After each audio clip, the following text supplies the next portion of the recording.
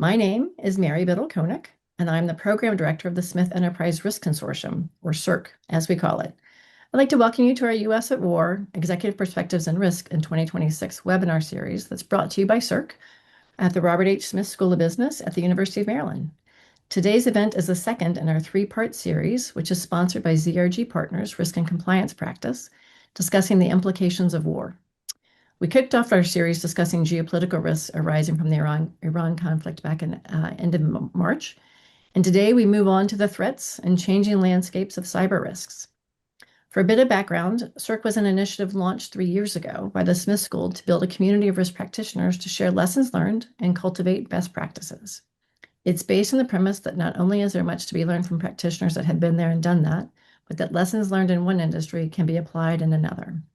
As such, the CERT community is comprised of companies across industry sectors, including financial services, pharmaceuticals, insurance, technology, and aerospace.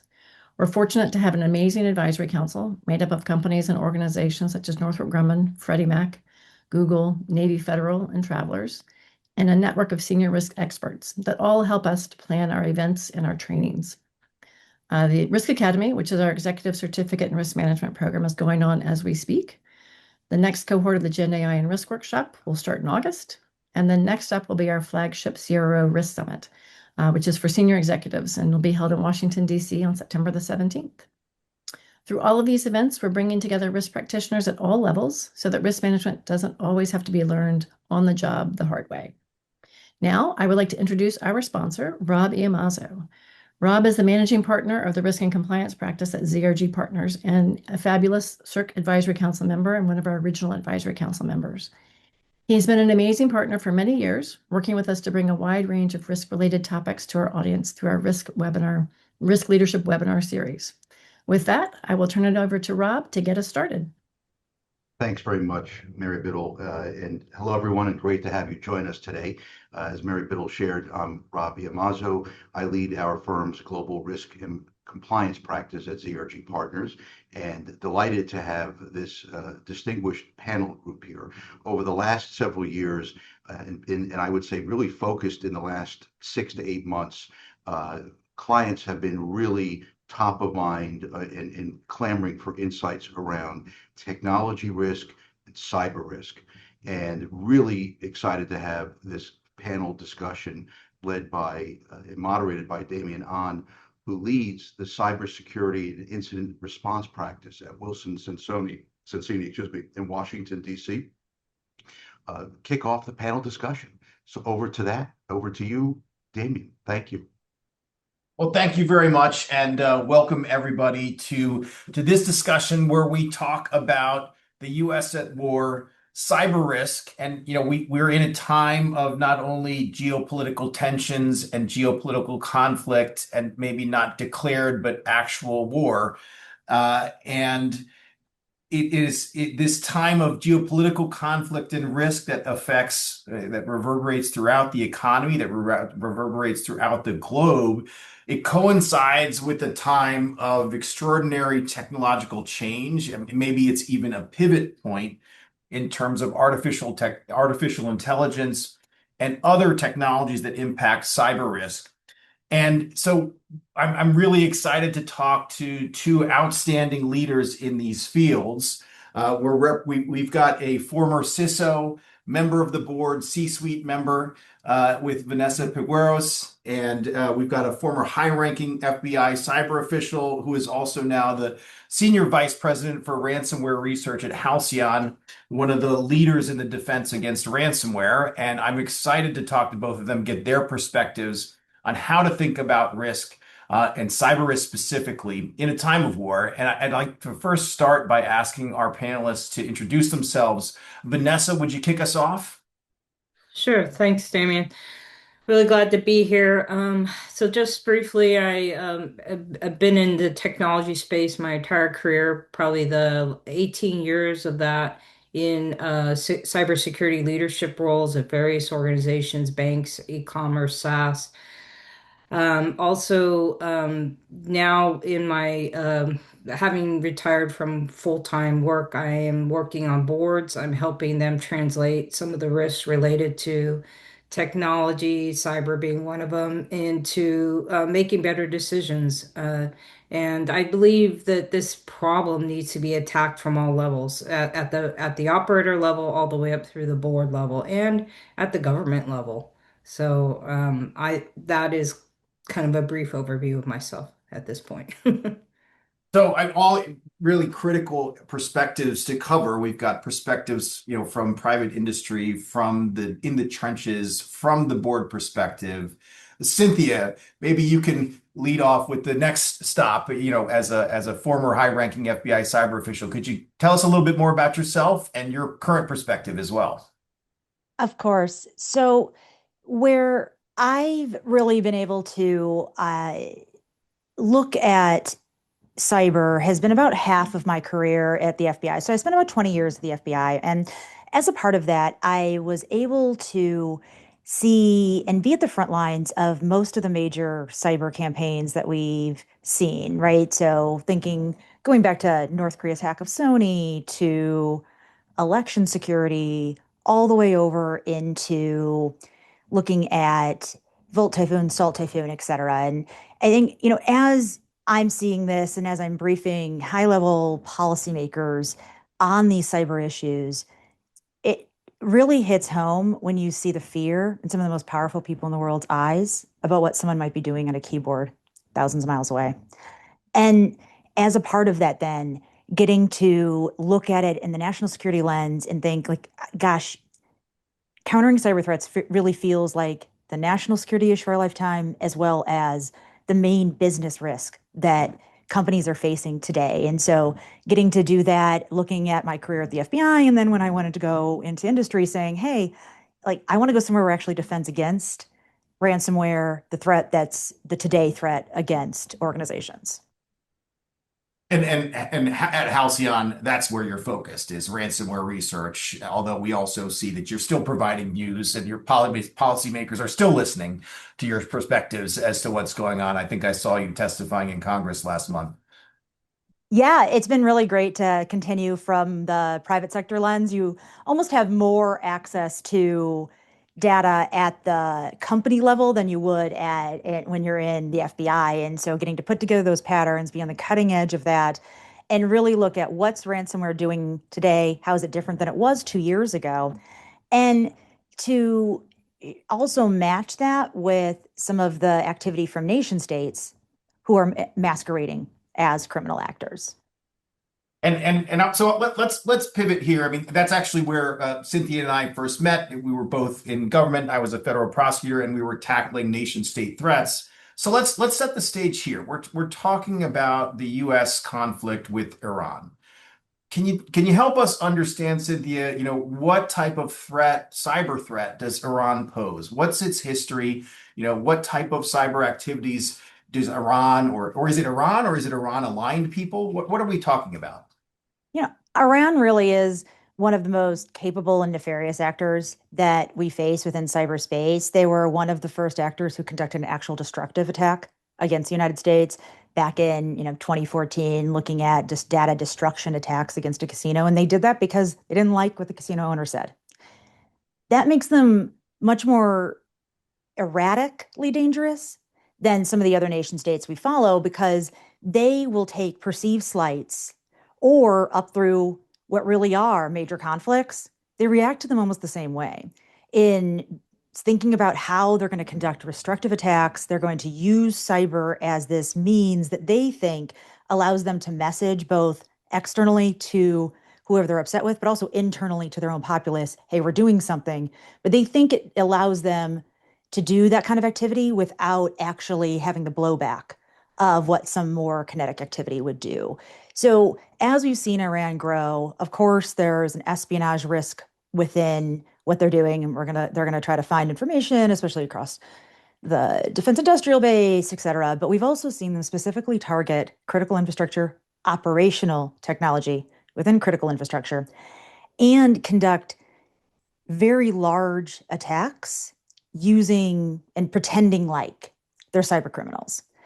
So even if it's this wink nod, you kind of know it's them. They believe it gives them that strategic ambiguity to be able to do additional activity. And One really great example of this is when they conducted an incredibly destructive attack against Albanian government networks a few years ago. They were upset. There was political distance there. But what had really happened here is they had espionage access for like 14 months, gaining emails, looking at this. When they were upset, they turned that over to an attack group, pretended to be a cyber criminal group, pretended to do a ransomware attack, data deletion. They start putting out the emails that they had really originally gotten through espionage. And so you see this mixture of all these types of attacks. And it's really concerning when it comes to Iran. So, what I'm hearing, I think what we're seeing is that Iran as a threat actor has advanced capabilities, but it doesn't always behave like other advanced capability nations. And the impact to organizations in the United States, for example, runs the gamut from information gathering to destructive activities and ransomware. Um, Vanessa, if you're sitting from the board on the board of directors and you're taking this type of information in, first of all, what's your reaction? Well, first of all, when I think about cyber war versus traditional like physical military conflict, it is different. Like there is no ceasefire necessarily in a cyber war, even though there was a physical ceasefire, activity continues. There's also, think about it, there's kind of this asymmetric cost with cyber versus physical. You spend $1 million on a missile, but you literally don't, how much does it cost to launch an attack? It's not anywhere near that. And as Cynthia mentioned, Iran is already embedded itself in various critical infrastructure. So they're kind of there waiting. And also, they have no rules. There's no rules in cyber warfare. They get to do whatever and however they need to do it. And so, at a board level, the first thing I think about is determine, is my company a target, an obvious target? Obviously, everybody's a potential target, but am I an obvious target? And so when you understand that, you can geographically, am I located in areas like the UAE or Qatar or areas where it's gonna, you're gonna be a target? Are you on the Islamic Revolutionary Guards Corps list? It's the IRGC. They listed specific companies they were gonna go after. So like. And then are you in the supply chain of these critical or these a defense contractor or people supporting or organizations or companies supporting the war, one way or another? So, and then that's like the tier one. If you're in that, then there's like these tier two level, like potential areas like critical infrastructure, the financial sector, so I would say that's the first step. Assess your risk, determine if you actually are a strong potential target, and then you have to go from there. And so let's say that you take that assessment and you identify your organization as well, one of the types that has been targeted. And so in that category of risk, and I'll ask about the CISO's perspective too, but from sticking with the board for a moment, what are you asking of the CISOs of your organizations? What are you asking of the CEOs of executive leadership? When you take this information in. Yeah, I think that it's various levels of work and efforts that need to be put in place. I think one aspect is relationships with like the FBI and government. Do you have that partnership? Do you have that intelligence? Is there that healthy open dialogue between the government and the organization? I think there's various forums that like the FSI you can become a part of where they share intelligence information. That's really important. I think also, we haven't gotten this right in cyber yet, and it's getting worse. Um, do we have a good handle on our vulnerabilities? Do we really understand? Are we fixing those vulnerabilities in a timely fashion? It's funny, but like we're entering this age of AI where exploitation is going to happen quicker, faster, and we still haven't figured out the basics of like patching and vulnerability management. And so those things, I think going back and inventory and understanding what systems are in your environment and what needs to be protected, we still need to go back to some of those basics and relook at them and leverage AI in a unique way to maybe solve some of those challenges that we couldn't solve before. Well, so you mentioned AI, and I want to pick at that for a minute. What when you're thinking about AI, you mentioned it now as a solution. Are you thinking about it as a risk as well? How are you addressing that? And then I want to get to Cynthia about what role that plays in a context of the conflict with U.S. and Iran. But Vanessa, what do you? AI absolutely is a risk and it's an opportunity. And I think that's how you can look at every technology. In the end, I believe cyber warfare is going to be AI versus AI. It's not gonna, humans just can't respond quick enough to the attacks, and you're gonna have to have the front lines of AI. So I do think there are various risks. AI, the phishing has gotten more sophisticated because of AI. You have deep fakes, you have disinformation that is widespread. Cynthia mentioned like ransomware and disguised attacks where it appears like ransomware, but it's actually a nation state type activity. And then you have a problem of, Iran being embedded in some of our critical infrastructure. And when are they gonna push the button to execute some kind of attack on that? So yeah, AI is making the threats worse, and Iran and other actors are going to leverage AI to make those attacks more efficient and faster. And so Cynthia, let's start with AI, but then expand a little bit. How have you seen, if at all, from your perspective now? I mean, I know that you have strong contacts, still in government, but you have this window that the government doesn't have into what the private sector, what the impacts are and the experiences in the private sector. With all of that visibility in this time of conflict with Iran, what are you seeing in terms of AI and other trends? So the first aspect I want to highlight is actually another area for the board to focus on as we're looking at this, and it actually matches in with the AI threats, which is having your organizations as you're preparing and concerned about incidents like that, like your environments like this, practicing your incident response playbooks, but including marketing and PR. Increasingly, we see, right, like in the Iran context, they use cyber operations, but then they take what they've gained and lie about it externally. So knowing, how you're going to weather it, even, and you're in the midst of maybe an intrusion, but then having a nation state actor lying about that on social media, et cetera, how are you going to respond to that? You really need to be thinking about that ahead of time. So including those aspects that would make those decisions early on is really important. And that goes into this larger AI threat landscape that we're seeing in organizations today. So the first aspect is it's easier to lie with AI. That means it's easier to create these spear phishing emails. It's easier to do it in different languages where maybe language like Japanese before had some protective elements against ransomware or some of these other groups because it's really hard to make it look like it's real. But now with AI, it's a lot easier. You also have deep fakes, videos, voice cloning is really a much more significant threat than it was just a few years ago. So you only need about 3 seconds of audio of a CEO to be able to just recreate that voice entirely.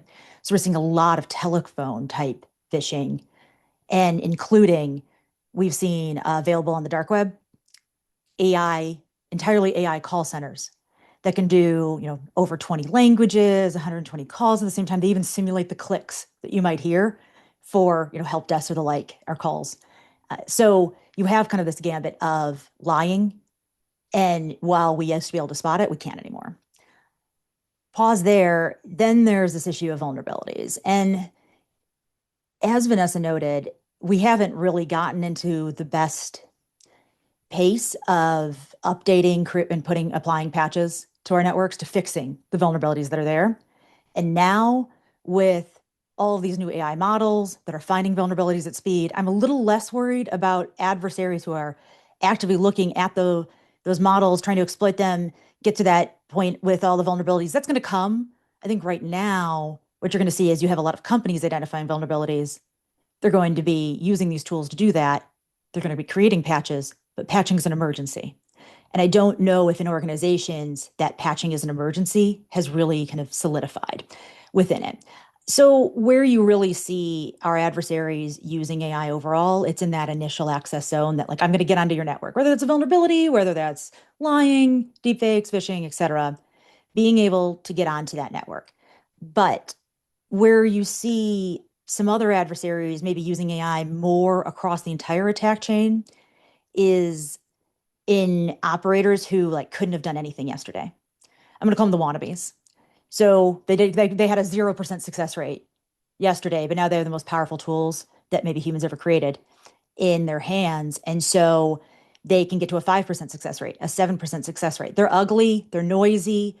A lot of really capable tech teams can find them inside organizations.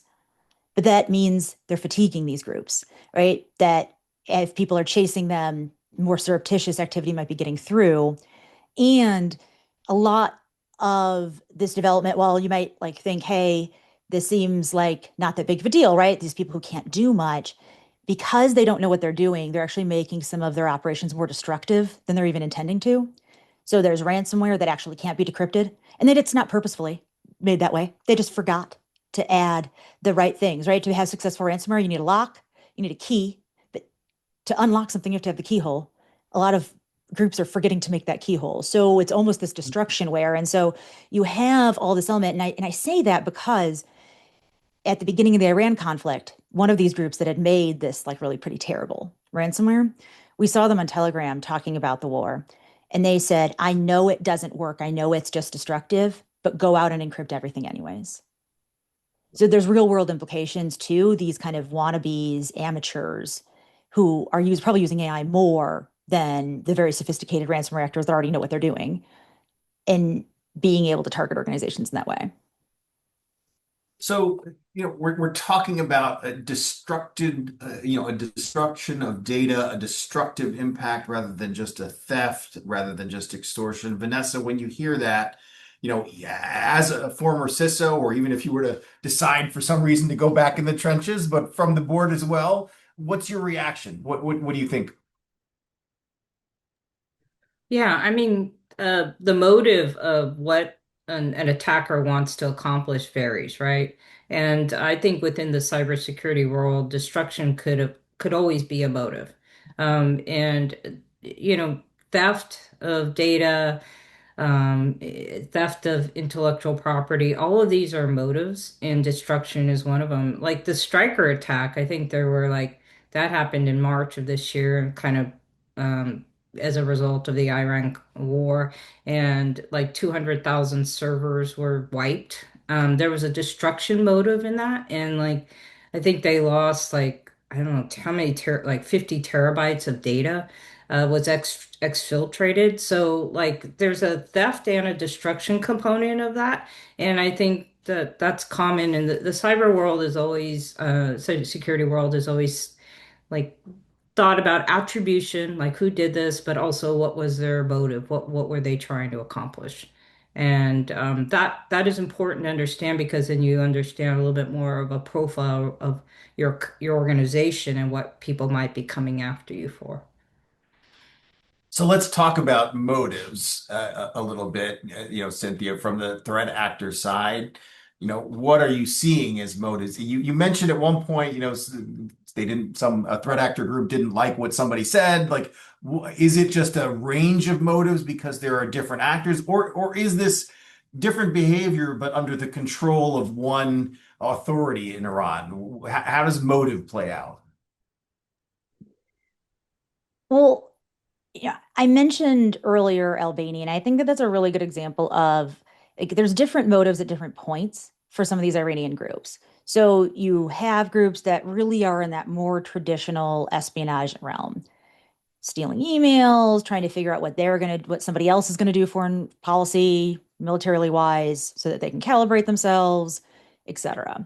But they, more than any other nation, has shown a willingness to then pivot all of that access over into attack and over into destructive operations, more so than I think we've seen some other nation states, and probably because Iran's done more destructive attacks than other nation states. And so you really have this, like, the motivations, while might seem more traditional in kind of peacetime scenarios, it has this trigger element of emotion behind it that leads it into more destructive areas.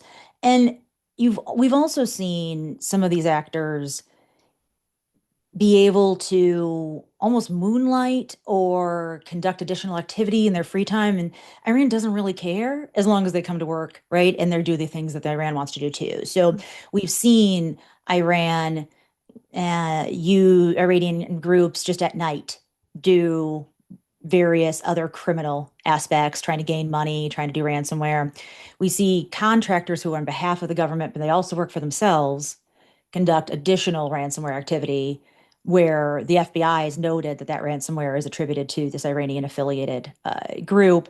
So Iranian government affiliated group. That ransomware is called pay-to-key. And we've seen actually an increase in the pay-to-key ransomware since July of last year, right? So when really the conflict picked up a bit in July of last year before we really got into the much larger conflict in the spring, we saw a huge increase in this, what the FBI said, an Iranian government affiliated ransomware going on to various US networks, and that includes hospitals. So let me, when we're talking about this broad range of activity, what, and I'll start with you, Cynthia, but I want to ask Vanessa from the board and CISO perspective, what difference does it make, Cynthia, in your perspective, that it's nation state affiliated if the behavior is so different and so varied? It makes a difference in terms of how the US can respond to the activity.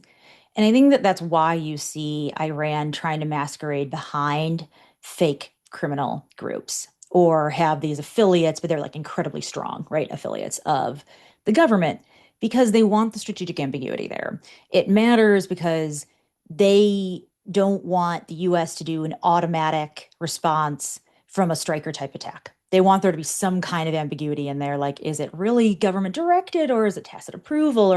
And I've been in a lot of these conversations where like the government ties itself up in knots about these very micro definitions because there's real world consequences, right, to countering, to doing this. And so it matters in that context.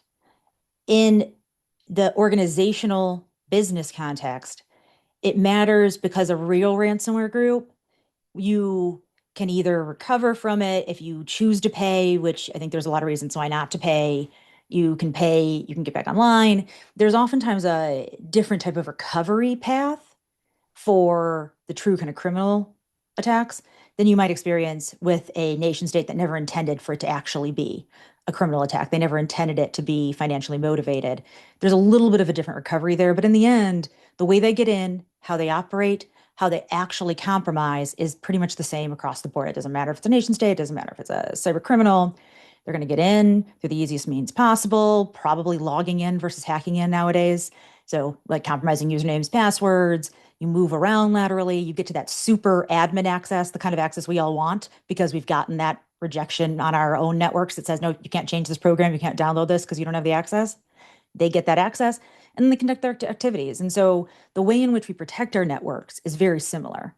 It's just the aftermath that can look a little different. So, well, we could talk about the aftermath or the operational, Vanessa. I mean, if from your perspective, you're, either an executive or you're a director at an organization. What does it matter to you that it's a nation state, or does it? As an operator, as a leader within an organization, I think unless you're a big company like Google or, some of these hyperscalers, you know if it's a nation state attack, you don't have the resources to fight it. You don't have the capabilities. And that is, I think, very scary to any team. So I think that is if it is a nation state attack, I mean, my immediate response would, reach out and work with government because most organizations don't have the firepower to fight back on a nation state attack. The other thing I would think on nation state attacks, I mean, many of their steps, they don't want to be discovered and they're more sophisticated in how they do things. Where Cynthia had mentioned, like, wannabes or people who are not as sophisticated in their attacks, they're kind of sloppy sometimes, and you find them quicker. Those are you much rather be dealing with that as a team than a very sophisticated nation state attack, which you have no idea. Like they may be hiding in places you just aren't able to find because you don't have those resources. So and then you have the insider threat component of it. What if they actually have an employee that's in the environment? We don't talk about this enough, but some of these nation state attacks, they obviously have actual human beings that are in these organizations and going to help them execute on their objectives. So that's another aspect of nation state attacks where you would not see that in a wannabe kind of, low end attack.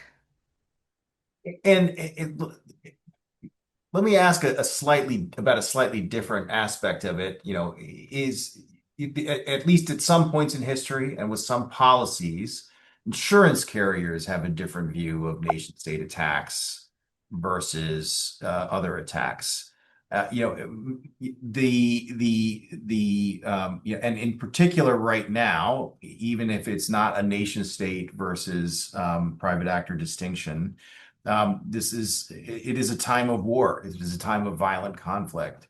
Um, how do you think about, insurance risks, or is that a separate question that you ask when we're dealing with a heightened risk of activity that is either attributable to a nation state or to a violent conflict? Yeah, I mean, I think insurance is kind of something after the fact. It's obviously needed in many cases to let me talk about the overlap. To make the sales, the enterprise sales, you have to have insurance. You have to prove that that you have some level of resilience there. But in the end, I think cyber insurance has a lot of exclusions. Excuse me, has a lot of exclusions. So in a particular attack, they may not even cover you depending on what's in the verbiage. Also, I think cyber insurance is becoming a little bit like fire insurance in California. I don't know, like is it going to have a lot of companies that are going to want to be in that sector, especially when these attacks, I think, powered by AI, are just going to become more prevalent and more effective. So, I think insurance is necessary. It's a nice thing, but there's exclusions. It's challenging sometimes to collect. And I don't know what the future of it is relative to cyber. Well, yeah, I think it's, what we've seen that is that it is tough. It's a question that it maybe to ask, the person who's responsible for insurance in an organization to just check, what is our coverage, as Vanessa just said, there are limits, are premiums going to rise? Are people going to get out of the business? But even in the middle of a cycle, when you have a policy, understanding whether or not acts of war or nation state acts might be treated differently is probably an important data point to have. And that might even alter the perspective that you have or alter decisions you have about whether to interact with government. And I want to ask Cynthia about that private sector, public sector interaction. In my experience, that's one of the ways that a company may understand attribution. Although knowing that attribution might have some consequences in terms of your insurance, but we've talked about all the reasons why you'd want to understand attribution to understand motive and impact. So, how should companies be thinking about? How should risk professionals be thinking about public sector, private sector interaction? In general for cyber, but also specifically in this time where we've got the ongoing conflict. I'm not sure if we're in the middle of a truce or not. It's unclear right now because it's a moving target on a given day. So how should we be thinking about those topics? Well, there's a different aspect that goes alongside the insurance portion, which is it can often be a sanctions violation to conduct certain activities for, say, paying a ransom if you're a sanctioned entity, if you're on certain types of lists, if that group is there. And so you do need to engage really early with the government because sometimes that can be a mitigating factor, right? They can advise you of some of those risks that you might be taking on, like the legal risks, right, of paying, not paying, et cetera. And the FBI in particular, it has a lot of resources that are available for victims. And I think sometimes people, especially if you're not in the cyber world, you get wrapped up a little in if the FBI comes on, if they're here, if they help us with our incident response, et cetera, they're looking at all the things on our network. They want to, like, and they might see things that we don't want them to see. But what the FBI is really interested in is like that back end data. They don't not care about the email that got sent to a supplier 3 days ago. Like that content's not useful and not something that the FBI is engaging with really when they're deploying out their rapid response for incident response. They're looking at the back end metadata, the back end information that helps them get to who is it, what might they be doing, and can they connect it with other incidents that have been reported to them? Because really, the FBI can't warn others if they don't hear from you. And they can't warn you if they don't hear from others, right? There's this back and forth of if you appreciate the benefits of getting that warning, really being able to engage with the government. But there's a protective element to engaging with the government in terms of a lot of the legal risk that's out there now. Some people want to do that through their general counsels or through outside counsels. I think that that's appropriate and fine. FBI works a lot with those third-party entities too. But being able to really ensure that you've looked into every door, gotten the right types of resources, and know what you're dealing with because the FBI can tell you, hey, they might be hiding here. They might come back there. When we experienced these types of intrusions from China, from Iran, et cetera, before, this particular threat actor does this, this, and this. They may have that information that no one else has. And so you really do end up ahead by engaging with your local FBI office. But the best advice I can give there is know those points of contact early. You don't want to be trying to find people when you're in the middle of the worst day in your organization's life. Yeah, Damian, Yeah, I mean, can I that's please. just add something really quick to that? So, Cynthia is absolutely right. Like, I think the old way of dealing with government was, or FBI was like, no, we can't share that with them. We can't work with them because they're going to come in, they're going to take all our servers, and our business is going to go down.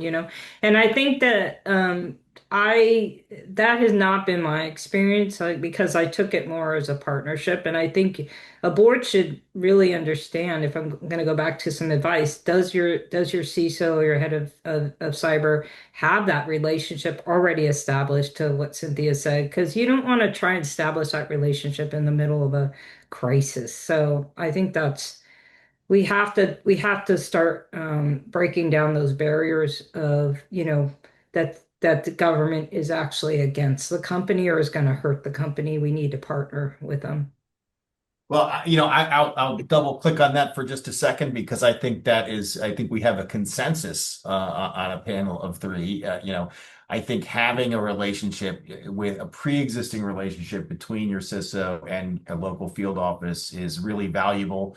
Not only will you have maybe back and forth interactions in the regular course of business, but then, you're not stuck with can we find somebody who knows somebody during an incident or simply submitting a report to an internet portal. The FBI IC3 internet portal is a fine way of submitting a report, but you want more in an incident. And so having that established relationship and not requiring a report just to make a phone call is really valuable. But I do want to ask, like, does that change? Has any of that changed?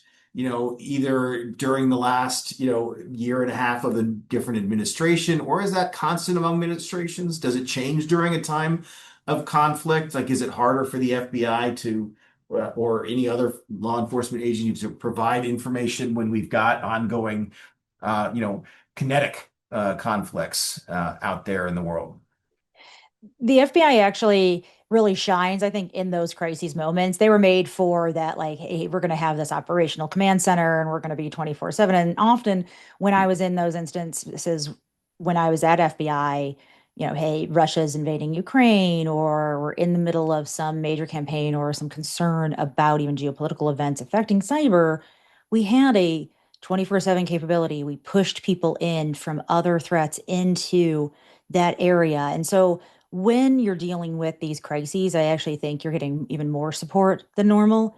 And that's really great.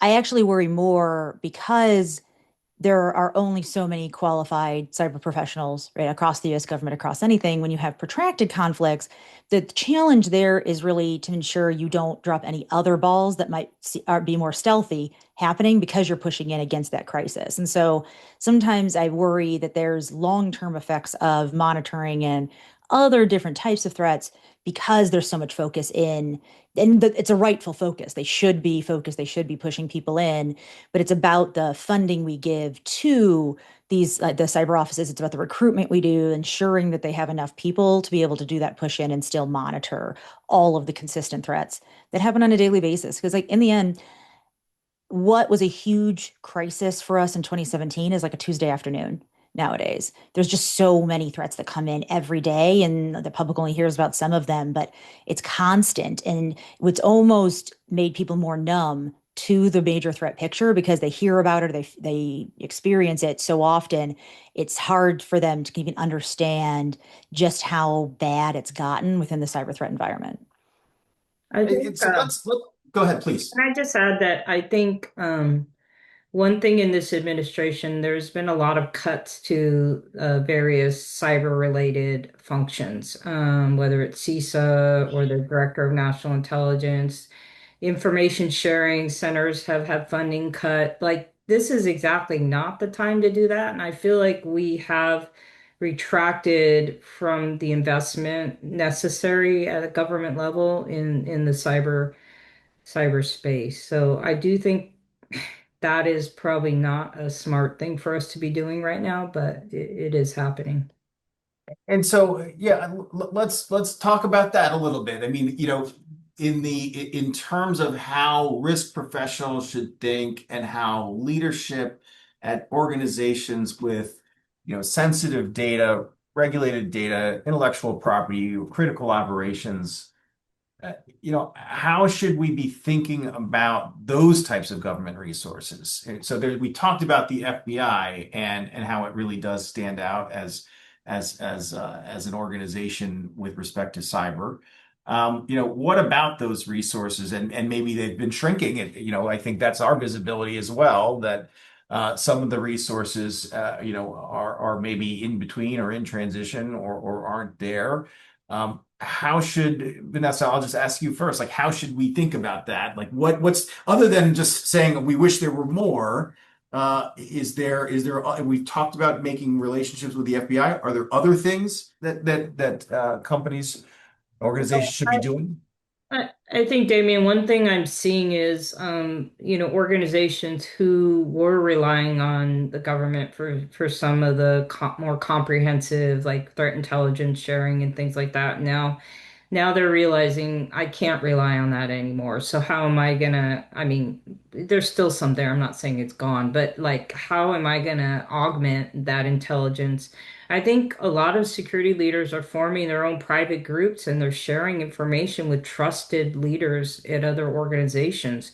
You have the ISACs, which are information sharing groups, but also, I mean, those also have been getting funding cut on those as well. So I think it's forcing organizations to, reach out to peers, CISOs reaching out to peers, getting trusted support. Also, like I think some of the vendors are offering, like some of the hyperscalers are offering more.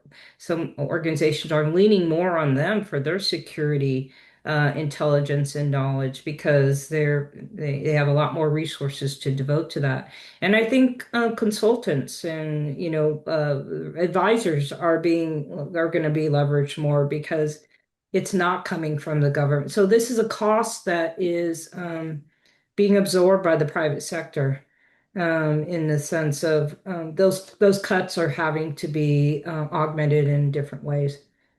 So I think just a takeaway here is, organizations are having to take more initiative to build their own either networks or to have vendors or consultants to get that information.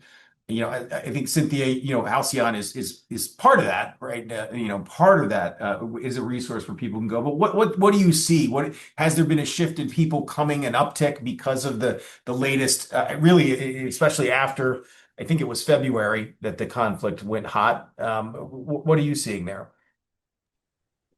I think the shift in how people have been engaging with us, right? Companies, C-suites, it really actually came more on the heels of some of the announced AI improvements that have been happening over the last few months. I've seen, among CISOs, among folks who kind of know that Iranian playbook, hey, when conflicts happen, we start getting attacked. There's obviously that interest, that outreach, that conversation. When you're talking C-suite, board level, and I'm really interested to hear Vanessa's perspective on this, what we've seen is the announcements about some of the models and how they've improved have really sparked a bigger interest in cybersecurity among a lot of the leadership across an organization outside of like IT and cybersecurity lanes. And I think that's great. I think the conversation we have to have is hey, there's also basic things that we still need to do, right? Before we worry about really, really fancy boutique things. But anything that gets people engaged and having that conversation and doesn't make them numb to the kind of constant patter of the attacks that we have, it's a good thing. And so that's the bigger change I've seen from our vantage point.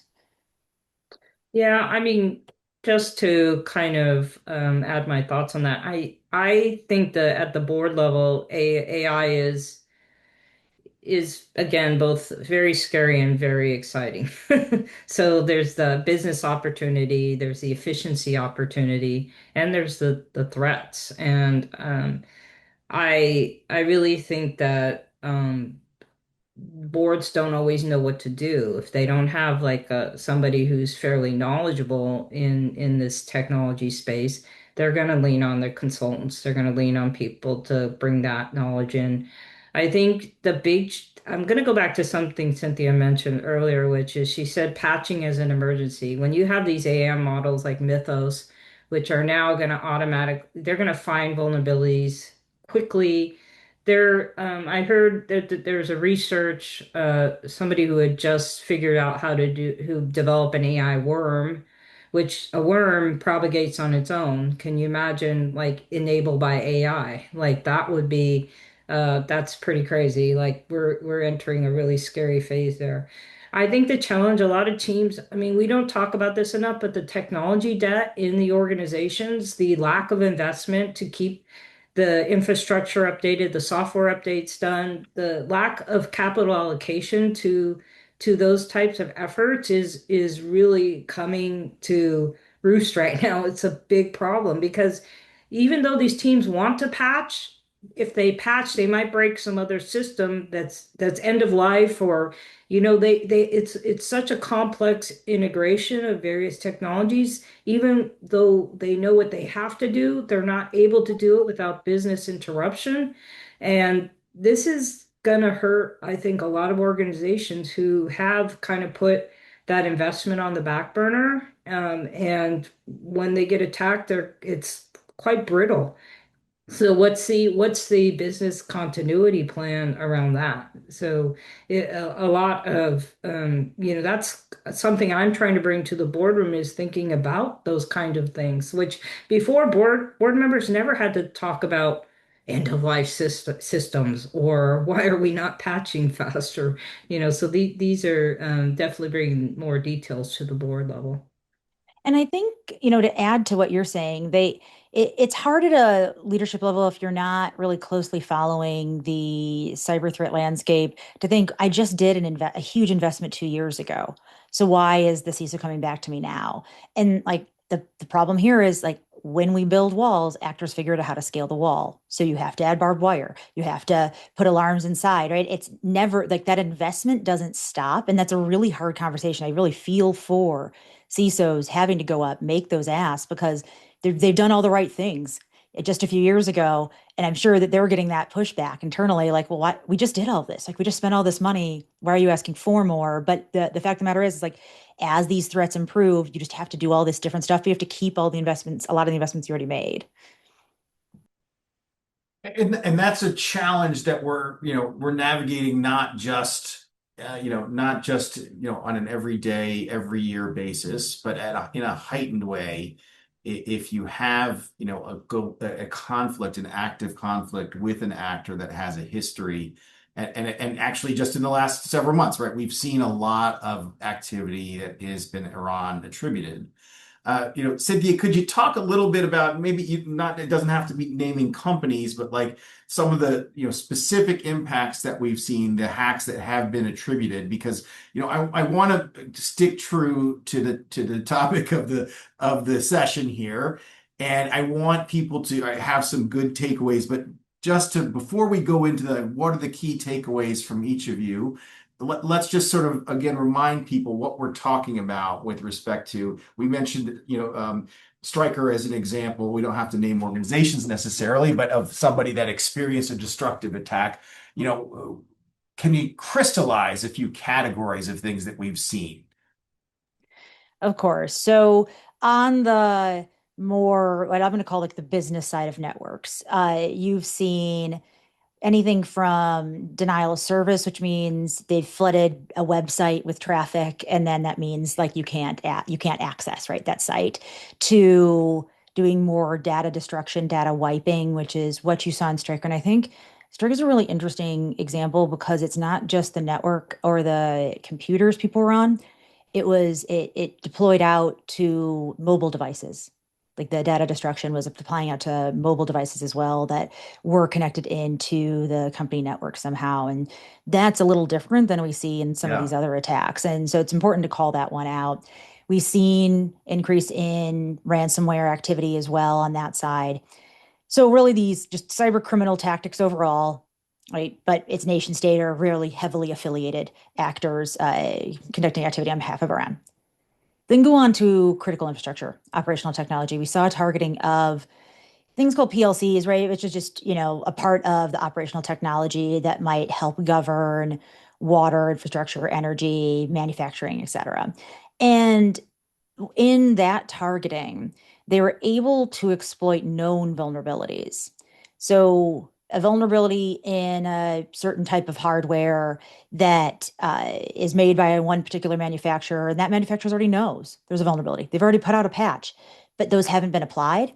We've seen Iran be able to look at exploit, and actually we saw them use a little bit, I think, of AI in some of their coding and like exploit development as well in doing that targeting. Now, in some cases, that targeting, if they get lucky, if the Iranians get lucky, we get unlucky, it can mean some really disastrous effects for that critical infrastructure. Think, water levels going too high or getting off whack. But most of the time, this is actually, we've seen Iran do this before. This is where we see a lot of the lying. They get onto something and it's legacy. The reason it wasn't patched is because it's sitting in a corner. It's not really doing anything. They just haven't disconnected it yet. But then they like go out and they'll like almost they'll screenshot themselves as they screen record themselves as they're going, and they put it out and say, hey, look at what we did, look how amazing this is, right, and how terrifying we are, and they really hadn't done anything. And you see that mixture of that within the operational technology zone. But like in the end, it's harder to patch that operational technology. It's not impossible, but it requires a huge amount of investment. It requires detailed knowledge. It requires downtime.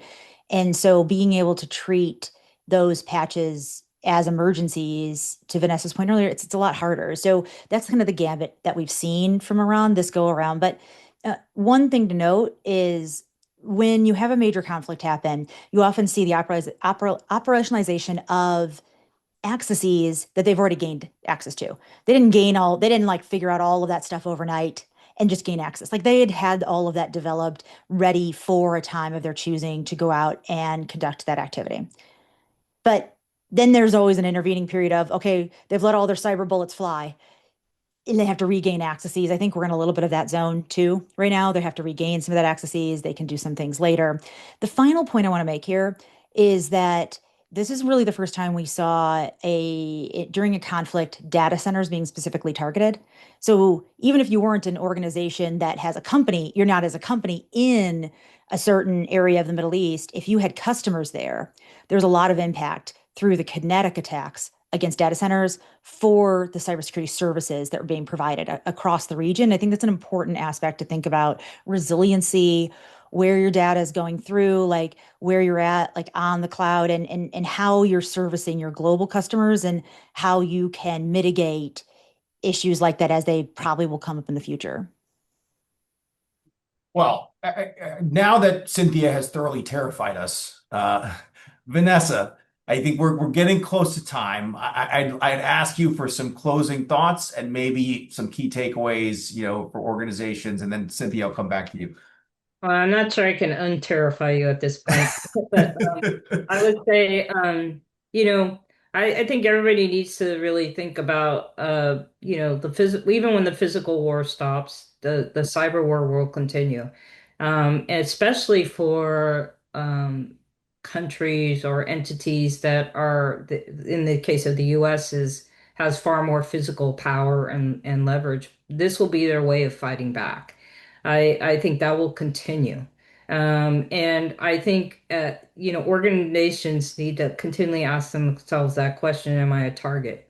Am I a target? And just reassessing that risk consistently. Asking, am I using AI defensively? Because if you're not using it defensively, you're gonna probably lose. What's your business resiliency plan? Like these are things most organizations don't want to talk about. I brought a example to a board. We were talking about paying ransomware, and I said they were like, "Well, we might have to pay $2 million," and I'm like, "Okay, don't you think we should have invested like $2 million to build our resiliency up until waiting till we have a situation where we're paying $2 million for the ransom?" And so, I mean, thinking proactively like that is super important. And I think, I unfortunately think right now we're on we're at this place where, like and this cyber war has basically put like American companies on the front line. And I don't think that's going to go away. I think it's going to get worse, especially if we're winning the physical war. It's going to get worse. So that's, I guess I would leave. I'm not trying to terrify, but I think there's things proactively that organizations can do to mitigate some of this. Well, that's maybe a little more optimistic. Cynthia, can you uplift us anymore, or is it really just, look, the message has to be batten down the hatches? No, I mean, I think two really main takeaways here is cyber is a attack vector in peacetime. Cyber is an attack vector in wartime. It just looks a little louder when it's happening in the middle of a conflict. Like you always kind of have to have that defenses in place, be constantly investing, et cetera. As we look at AI getting better adversaries, integrating AI, I think, the ultimate benefit of all these AI capabilities, they're going to be on the defenders in about a decade. And so you're going to have things like software, hardware that actually self-heals from their vulnerabilities. And there's a lot of really cool ways in which you can use AI for cyber defense, but there's going to be an intervening time that's really difficult where legacy information is being, or legacy software or hardware is being having to catch up. We're having to learn how to use AI to fight AI. And there's a huge learning curve there. And I want to highlight Anthropic did a really great blog post when they were first announcing Mythos Preview. And at the end, the capabilities get a lot of play. But at the end of that, they had really good defensive mitigations. And it ended on that positive note, too, where it's like, hey, we think we're going to get to this point, but here's how you can experiment with AI for defense. Here's how you should be looking at it now, because it takes a long time for you to get this right, to figure it out. So start experimenting, start looking at it now. And there's some really key steps in there that I think are great for any security teams to go through. Well, it's a lot to think about, and I think we're reaching time, and I really appreciate, the expertise that both of you bring. It's really quite amazing. I think to sum up in sort of, well, weekly trying to sum up this, body of knowledge that you've provided to us, I'll just say, so, look, it's been great to talk with you. I think for organizations out there, what we want to be doing is constantly assessing the risk, taking the initiative to make investments that might protect you in the future, and be prepared to respond, right? I think both of you mentioned tabletop exercises, knowing your incident response, having redundancy, know your business continuity plans. We live in a time that, of heightened risk. Be prepared to respond if something comes your way, and really appreciate the time that you've spent with us. And Mary Biddle, I think I kick it back to you. Absolutely. Thank you all very much for the conversation today. Everybody always learns an enormous amount from our speakers. And thank you all for our attendees. Have a great day.